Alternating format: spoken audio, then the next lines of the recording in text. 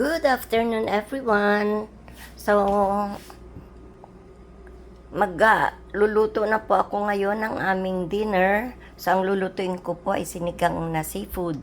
Ito po ay combination ng tahong, hipon at silver fish. At ang ihalo ko pong gulay ay pechay, green beans, na may luya, sibuyas at kamatis.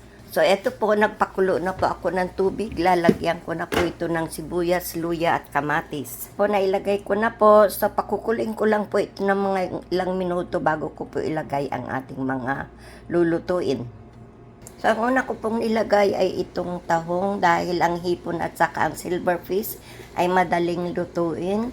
So, pakukulin ko lang po ito at ilalagay ko na rin po ang green beans. Ayan po. Napakulo ko na po ng mga 2 minutes ito. Ilalagay ko na po ang ating green beans.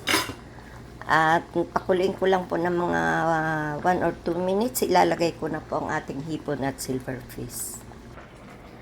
So, ilalagay ko na po ang ating hipon dahil napakulo ko na po ng 1 or 2 minutes itong ating sitaw.